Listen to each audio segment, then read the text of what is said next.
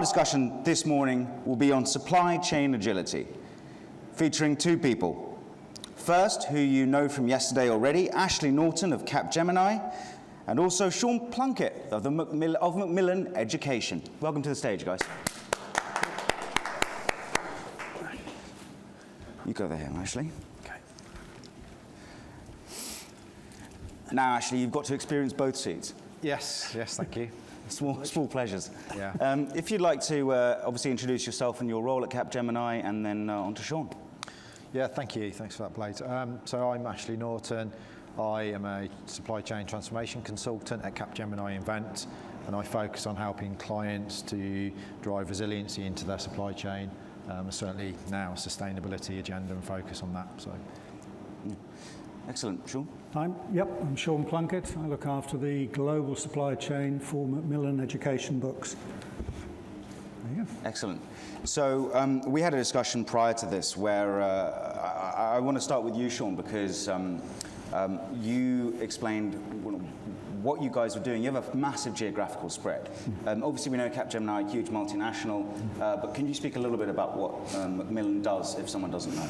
Yes, so Macmillan Education supply what we call English language teaching books, primarily to developing countries.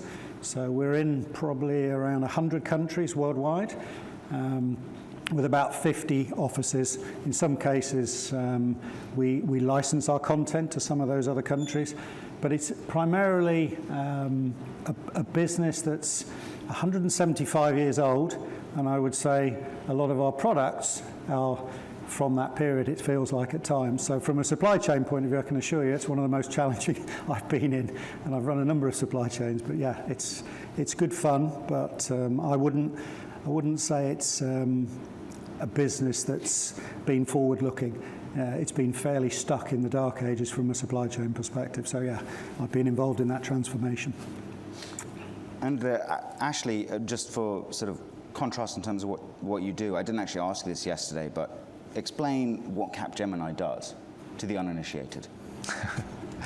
Well, that's quite a long answer, yeah. or potentially. So we help clients to transform their business.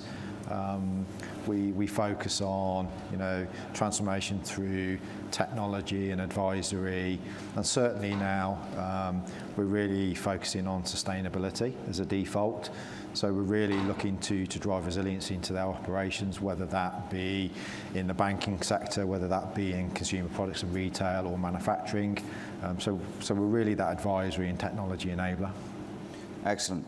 So obviously along with the rest of the world, supply chain has been through an interesting couple of years with a lot going on. Shaun, have you found yourself on the sustainability journey at the same time as the survival journey? Yeah, it was interesting. Actually, our transformation, I actually triggered it, and I didn't have any great hindsight. I wouldn't claim to have, but actually, I was thinking much more about sustainability when we embarked on our transformation. So we had an old supply chain that was driven all about Far East sourcing, all typically about lowest unit cost, just in time, all those buzzwords that we're all used to, and massively exposed. But also, more importantly, was absolutely killing the planet as far as I was concerned. Everything was air freighted. It was always a panic. It was driven by forecasts that were many months ahead of when we were ever going to sell the products. So we made far too much product. The first year I joined, I scrapped 1.5 million books, which I'm not proud of. But as you can imagine, that's not a great for the planet situation. So we completely decided to re-engineer that, and sustainability was at the heart of that. So I actually completely moved out of the Far East and decided we're going to source everything locally, which nobody else in the industry was doing. Everyone was still focused on that, and I think a lot of it was driven by metrics. So a lot of the bonuses for executives was driven by, it's all about hitting your numbers, and sustainability wasn't even being discussed, genuinely. This is interesting, because now you're getting to, how do you pitch a major decision like that without some crisis to back it up with? Well, I think a lot of it was actually convincing people by doing some data analytics demonstrating our carbon footprint impact of the model that we were actually embarked on. And I had over 30 people sourcing in the Far East. They all thought they were buying paper, for example, at extremely competitive prices. I did one study a couple of weeks, and we demonstrated they were 25% more expensive. And they suddenly said, right, there could be a different way here. So it was actually having to get all the stakeholders on board. So it was a classic transformation project. You can't just go, I've got a great idea, let's go and implement it. There was a lot of lobbying. I travelled around the world probably for a year and a half to all the regions, all the sales regions. I knew all the regional managing directors, and they all, in the end, bought into the strategy that I said I could actually drive more sales by actually being local. That's what triggered them, because they were bonused on sales. So they actually said, well, I've got possibly an opportunity here. So I got some friendly, supportive, say, directors who said, I'm going to buy into your journey. And they volunteered to be first, and that's how you spin off. And the other regions said, right, those guys are exceeding their budget in terms of their performance, getting better bonuses. So they joined the journey. But they weren't worried about sustainability, I'll be brutally honest. But it actually led us to a very sustainable supply chain and very agile and resilient. So in our pre-discussion, you guys really got going, and I just kind of got out of the way, which is great to see.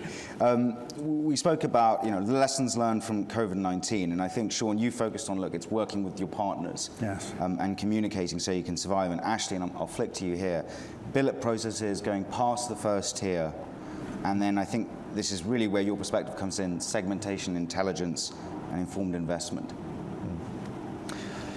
Yeah, I mean, it's a tricky one for a lot of organisations to really see past their immediate first tier. Different sectors have different types of challenges, and I'm sure you'll have a slightly different view. Definitely. But that insight is quite limited right now.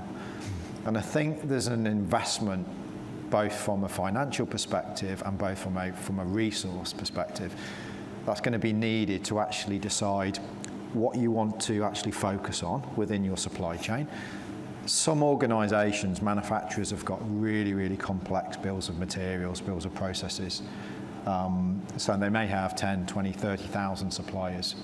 You probably can't afford to invest in analysing the kind of the long supply chain for such a high level of suppliers, right? Not practical. So you need to intelligently decide, segment what you're going to go after, and then invest in that.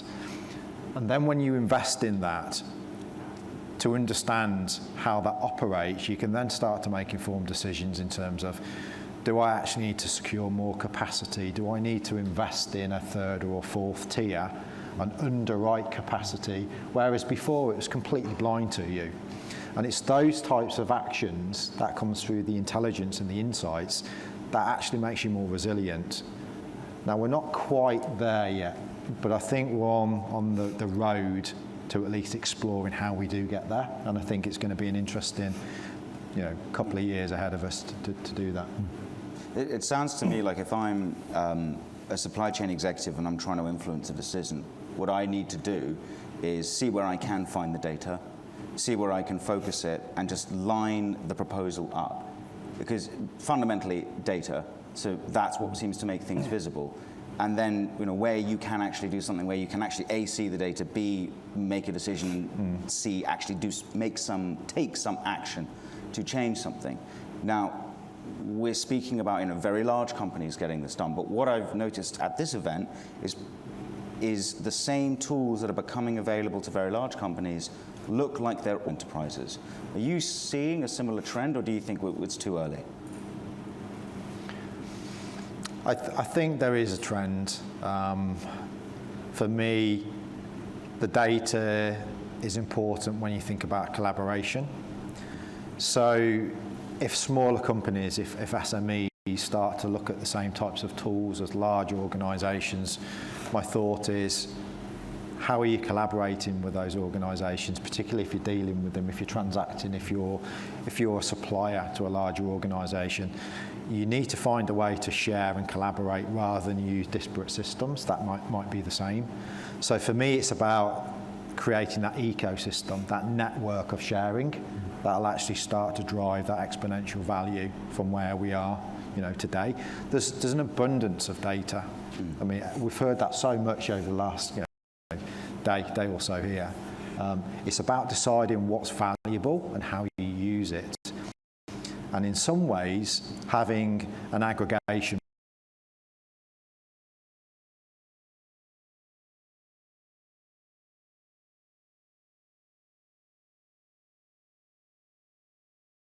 the basics of, I have, 100 million data points.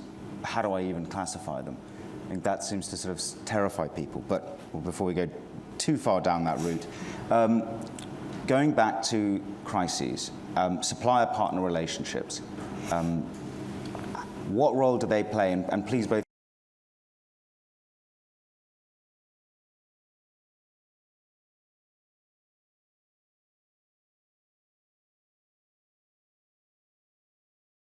now is obviously making books. You might imagine one of the most important ingredients in a book. Anyone know? Paper. And guess what? UPM, which is the biggest paper group pretty much in the world, in Finland, are on strike. And they've been on strike for nearly 4 months. And that, we're making a cake, it's a problem. So we're making a book, it's a problem. So again, with the relationships we have, I had over 100 suppliers, so nothing like 20,000 or whatever in some businesses, but it was still a very fragmented supply chain. I now have probably 8 or 9, which represent probably 95% of my output. And I was able to move paper around the world, but because of the relationships with those suppliers. So although Finland and Europe was absolutely, completely snowed with no paper, I was able to move it from Latin America, and funny enough, I did, to get it into the Middle East and back into Europe. But those suppliers still were generating all the output for me that I needed locally, but they hadn't got a paper issue. But because of my relationship with them, I was able to connect with them, give them visibility of the types of paper we needed. The additional thing we did was obviously, again, very creative business, obviously driven by publishing. That's the powerhouse in the organisation. We're the, let's say, the second-class citizens, you might imagine, in the supply chain. However, they've recognised that we've given them all those benefits, as I described earlier, and they're now saying, you start leading some of the decisions. So I started rationalising the paper grades we needed. We had hundreds of paper grades that they enjoyed making, a slightly different grade of paper, slightly different colour. All that fragmentation, of course, when you've got shortages, that's a nightmare to get hold of. So we rationalised our paper grades, and again, we could leverage what our key suppliers already had. So we completely switched the papers we needed, and that was all done automatically with our integration with those suppliers. So we were able to pump that data to them and immediately start producing our products, same products, slightly different papers. No, it's fascinating. Sorry. Ashley, do you have anything you can share? I think the example which comes to mind is probably semiconductors for me. Yeah. We've all felt the impact of semiconductor shortages in our daily lives. And I certainly saw some evidence where suppliers were more willing to share data about the extended supply chain. That enabled, some of the more let's say, leading larger organisations like OEMs to actually start to engage with the third and fourth tier to do things like sourcing capacity. So there was more engagement and collaboration because of the urgency and the impact of what was going on with that particular, commodity in our world that we all use. So there's been some changes that I've seen and willingness, but it's not yet been done at scale. I think there's been some niche examples where we can learn and we can start to leverage and try and drive that forward. So some good examples that's come from that, but I think there's a lot more to do still. The other thing we're doing is now doing audits of these key suppliers. So we have a global contract with an audit global company, and they are literally going into these plants and doing all this, day checking on all these resilience points. So we're gathering that data. The suppliers didn't actually think about it that much. Some were better than others, but in reality, we exposed where their risks were, and they've now invested, and again, on the back of our relationships. So I think you can help your suppliers as well. You know, it's not all about just expecting them just to go do it. Some of them aren't sophisticated. They wouldn't necessarily know what to be looking for. But you've got the signals, you've got the data, which Ashley's been saying. So we're seeing the data centrally. We're actually part owned by a venture capitalist, and they've got an army of people in the US absolutely mining data left, right and centre on commodities, supply chain issues. We get all of that and we share it with our suppliers. So they're now actually starting to think about it, whereas they were quite cosy in their little world. And we've actually said, you need to not worry about all these other components, because we've got problems, obviously major problems in Ukraine, Russia. A lot of our commodities needed in that production process are coming from that region. Right, you need to think about this. So they're actively doing it. So we share with them the data as well, and that's helped dramatically. And I think sharing data is really, really critical, because that leads and drives that behavioural change which is needed. It creates the collaboration. There's a nervousness, right, when you share data, particularly if you're one of the smaller guys. Yeah. You know, when you're requested to share data, sometimes you've got some concerns, whether it's IP, whether it's commercial sensitivity. So I think as large organisations, they have a responsibility to try and encourage and demonstrate that they're willing to share data, which can add value to the extended supply chain, which will hopefully then be reciprocated by that engagement. So. What I've also tried to do is where these suppliers have bought into the strategy I was putting in place, they've had to do massive investments in COVID. So that takes a lot of guts to go and do that. And a lot of them you can see, Shaun, do we really think this is going to work? So I've actually taken them, for example, to our key hub in Singapore and actually flew them out there, walked them around the operation and said, that's what we need to build in this location. And they've gone and done it based on the relationships again. And by sharing the data and demonstrating that actually that operation has grown, I actually supported that supplier. So they had a development day and they had me virtually dial in and say, Shaun, I've got a load of potential clients. Would you be able to talk about your strategy and say how this hub is really working for you as a business? So I was happy to sell to that supplier. So they see that collaboration, that I'm not just a one-way ticket, just looking for benefits for me. I'm actually offering them something. Like I said, you can now grow your business based on the strategy I've implemented for you.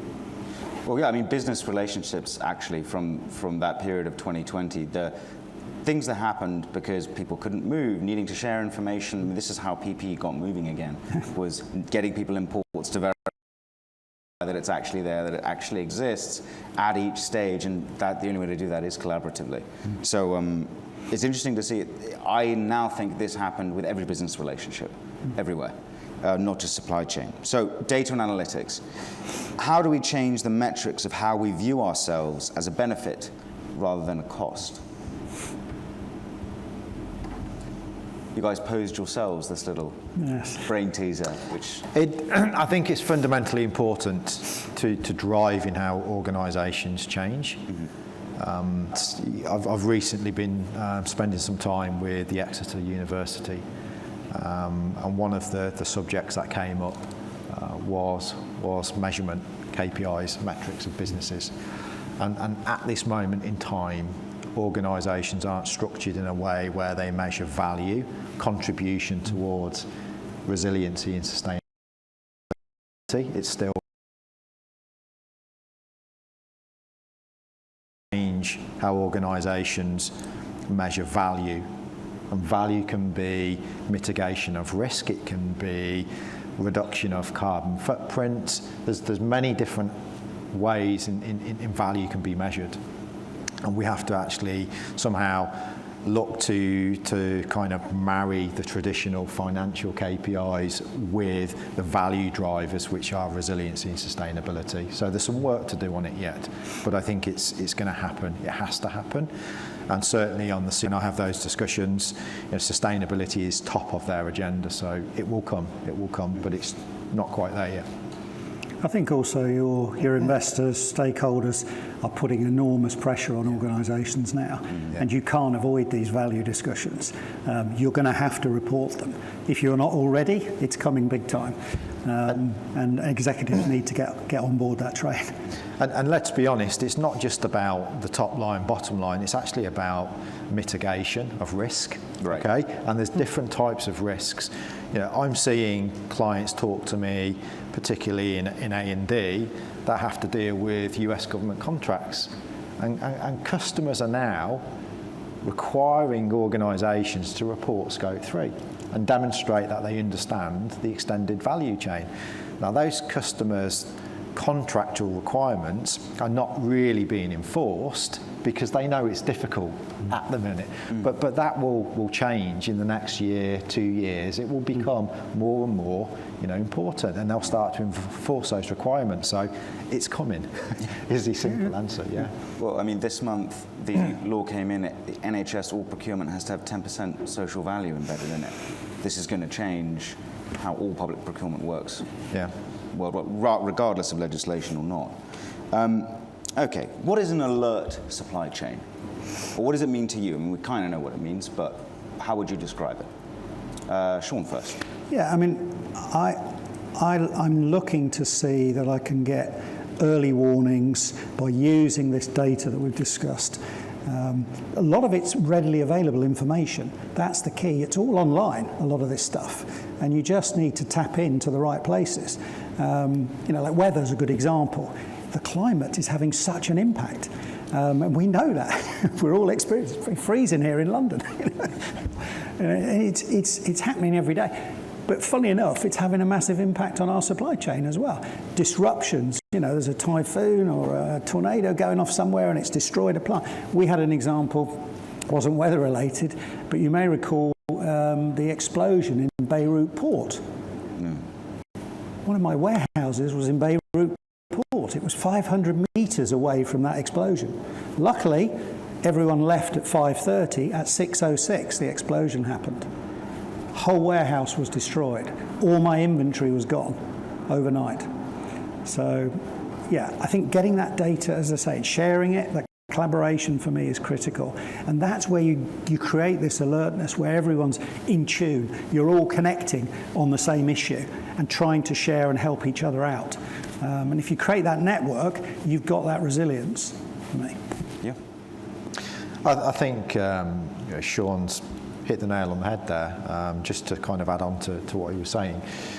I think with all of the data that's available, it's choosing that data which is valuable for you, and so that you can actually look to the use cases important for you as a business. You can prioritise those use cases and the data associated with those, and then that's kind of what you use. But it's about that responsiveness, that early warning, which enables you to react more quickly and respond to rebound when those issues, those disruptive events occur, because they will always occur. Weather's changing, a once in a decade weather event now, based upon the science and what the scientists are saying, is happening now once every 3 years. Yeah, we had a printer in Germany that we thought would be here. Germany, very reliable business, you'd think, very solid, no problem. They were by a river. Oh. And guess what? Global warming, record levels, and their plant was completely wiped out. So literally over. Right, the data's there. But we knew about the floods. Yeah. The weather forecast was saying this area is going to flood. They did nothing in that plant. Absolutely nothing. Well, before. Yesterday we had Gregor Stuhler from Scoutbee on here, and one of his slides was, look at all these things that have happened in the past 10 years, starting with Fukushima, tsunami, Ukraine invasion, Brexit, COVID, like just the list of things. And then I thought, who could have imagined this happened? Then I thought, actually, I remember looking at threat analyses back then, where we kind of thought they were all going to happen. They all could happen. What we didn't realize was, no, they're going to happen. So it seems like the big transformation coming out of COVID is, and this is why having an alert supply chain, having a list of sponsors that pretty much all provide tools for having an alert supply chain, this is all going to happen. We need to build a world that we can deal with it anyway. Would you agree with that assessment? Yeah, I would do. And I think the acknowledgement that businesses and society are willing to accept a level to drive and create that resiliency, because we've got such a high level of volatility and variation in our world right now. I think there's an acceptance which has happened in the last couple of years which didn't exist before, and that acceptance is linked to people understanding now that supply chains are kind of important, right? Yeah. So I think that's one takeaway from COVID, that people have realised supply chains can break you as a business, as an economy, everything. We've seen so much of that. We shouldn't underestimate it. And I think this volatility is going to continue now. I think we just have to live in that world, but that's part of what we're going to be paid for, is making sure, and it goes back to that data being so fundamental, but also knowing what you should be measuring is also critical. Don't waste your time on stuff that's trivial. The big ticket items, you need to really focus and share that data. And I think you'll then, you've got a fighting chance of coming up and saying, right, I'm ready for the next battle, because there will be one. No debate for me. We had Mr. Kohlhauer here yesterday from GEP, and he got really passionate about towards the end. We started talking about semiconductors, which you've already touched on. And it was like, well, look, if Russia's invaded Ukraine, what's China going to do about Taiwan? 60% of all the semiconductors. We can't do anything without semiconductors. And this is, and so, it's sort of, this is the conversation that we need to have now. We have some great questions coming in online. Okay. I really would love to take some from the audience, though, so please cook some up when we get to the Q&A. But just to finish us off here, we said combining agility, resiliency, and sustainability into metrics that drive us forward. That's sort of something we came up with, or you guys came up with together. And then just quickly, S&OP, how does this all factor in? And then we'll move to question time. Okay. So I think for me, S&OP provides the structure and the glue in which organisations can use this data. It's something which enables all of this intelligence to be used in a very structured way, rather than the traditional, we're all going to work in silos and segment how we work. So I think S&OP or IBP, Integrated Business Planning, that they have a really important role to play. But I think the data provides, those rich insights, but still needs to be structured through these types of processes. So they are important. Definitely. Great. I fully agree. Okay. We can move to online, and from Tom S. You mentioned cases of supplier relationships and successes, but how do you initially develop a great supplier relationship? You have to invest time. You have to, and this is where I think it's interesting. Things like face-to-face. I've missed that. I guess most of us have as human beings. And I know there are things that I'm frustrated with in COVID, and it's because I haven't been able to move things forward fast enough, that I knew if I'd been face-to-face, would have happened a lot quicker.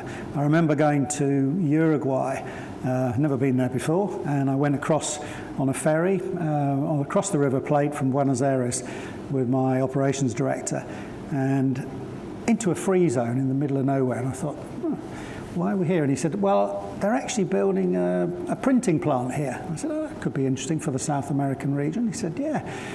We had dinner with the owner, and he was flying in 150 executives the following day from all of Latin America. And I said, good job we came today. Let's have an interesting discussion. I managed to grab 50% of the output of that plant over dinner. The other 150 executives could fight over the other 50%. But after that, we built a perfect relationship. And this guy is forever contacting me, Shaun, anything else we can do? I took him out to Singapore, as I said, another example. And he said, yeah, I'm going to invest. And he carried on that investment. But I think it's that you have to put the effort in. And as I say, I flew all over the world, over 100,000 miles, just meeting people, talking with them, networking with them, talking about strategy, listening to their problems, but also explaining what I was trying to achieve. And I just think you have to put in the hard yards. And doing it virtually is very difficult, I would admit. We've made progress on things, but not at the same speed. I do think you need some of that balance of face-to-face to build those relationships. Personal view, anyway. Yeah, I think it's fair. I think that sealing virtual calls with even just one meeting can have a huge impact. Yeah. Ashley, do you want to add anything? I think for me, it's about the behaviours. It's about showing empathy. So to the fact that you understand that client's that supplier's world. Right.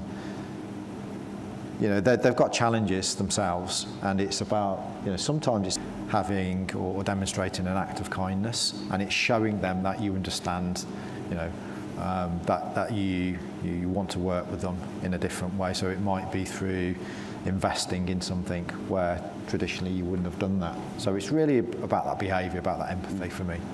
That really starts to foster that change. The other example we had was, and it might seem simple, but payment terms was interesting with our suppliers during COVID. So we actually paid them early.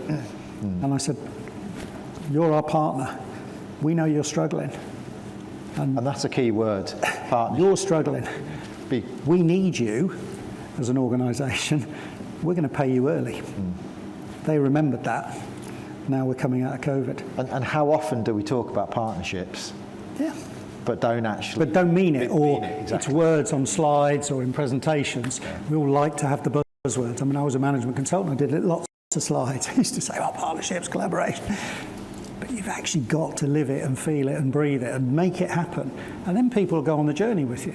You know, they buy into it. I think if people like working with you.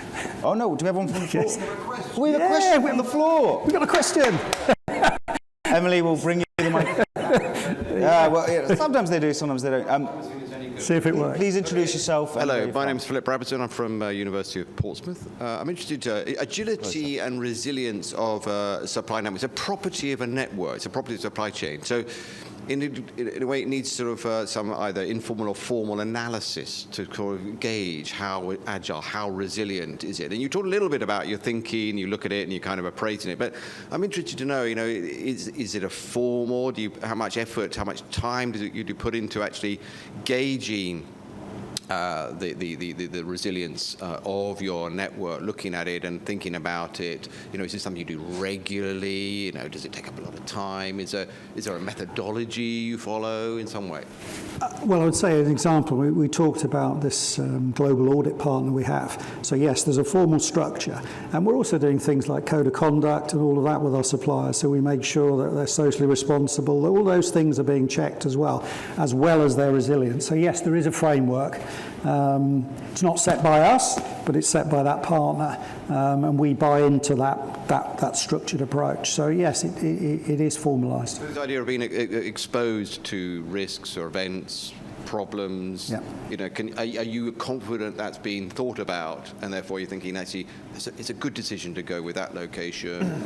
Yeah, the Middle East is a good example because it's a very volatile area, as you know, politically.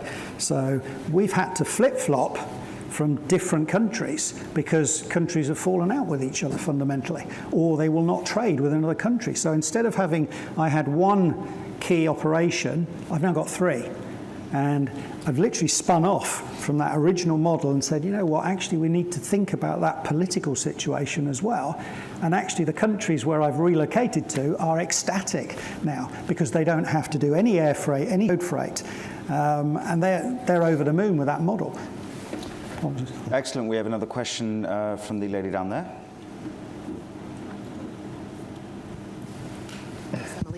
Hi, I'm Kathy Golding from EY. You mentioned supplier resilience and the reliance on the Far East, especially with technology, manufacturing. The question I have is, one would argue, why didn't we learn anything from SARS 18 years ago? That's the question. Okay. Yeah, great question.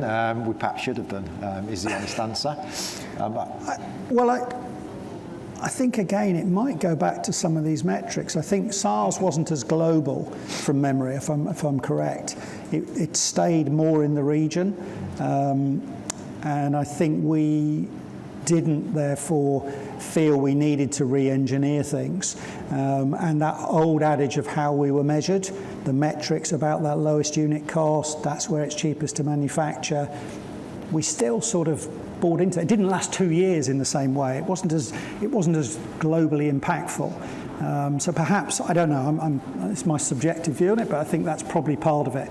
It didn't really have that deep impact that this COVID pandemic has had, where people have had to just completely pivot and do something fundamentally different and rip up all the old rules. I think just to add to that, technology perhaps then was not where it is now. And we don't have the challenges today about a lack of data, which was possibly an issue back then. So I think whilst there were some real lessons to be learned, and we've obviously reflected on them, and the tsunami is another example that happened in Japan, the availability and the awareness and the ease of sharing data we're in a different place right now. So for me, it's about more this abundance and management of the data and the insights rather than probably not having the technology that can help us to start looking at things maybe through simulation and digital twin, and maybe looking at, you know, supply chain networks and actually simulating potential issues, you know, as an extension to what you were talking about. I think PPE was a good example, though, from SARS. You look back, how many of the countries around the world bothered to have any stockpiles of products like PPE? But you go to the Far East, I travelled over there for 20, 25 years, they were all wearing masks after that. They all were conscious of that. I know it was all coming from China. Yeah. That might have been part of it, I get that, but occurred. And we're all sitting there blindly thinking, we're never going to get this, we'll be fine. And guess what, when it happened, I think I will also just chime in on this. I think definitely other parts of the world were more naive than Asia, but also I think swine flu had a big role. And to be blunt, not enough people died, and it basically let politicians relax about it. Yeah. And they were happy to dismiss the threat. And what that meant was there was no impetus to change things. We have really a minute left, but I would like to get one more question from the front and a quick answer. Gentleman just here in front of Ben. Yeah, this will be the last question, and we'll move on. Good morning. Yogesh Vasudev from Cosentus Technologies, UK. Do you feel well prepared for this alert supply chain paradigm? And if not, what gaps are there? So we get a quick answer from each of you. Was it the corporates, was it? The companies, large companies, are they prepared for this, you know, alert supply chain paradigm? And if not, what gaps are there? I think in terms of awareness, yes, they're prepared for it. I think in terms of capability, particularly around having the skills and the expertise to understand the technology and the data that's available, that's a slight concern and a slight gap at the moment. But I think the awareness is there. We're very close, but we're in a period where we're going to have to look to reskilling and retraining and re-educating people so that we can really extract the value from this paradigm shift. So I think that's a key point for me, is possibly the re-education of people, but also bringing in new people with new skills to mine this data. Because I accept I'm a dinosaur from my generation, and you know, I need people around me who can do this. I can think strategically and think about what we should be doing, but actually doing that work, I need other people with different brains than me to do that. And those skills you need to bring into your organisations, definitely, or train people.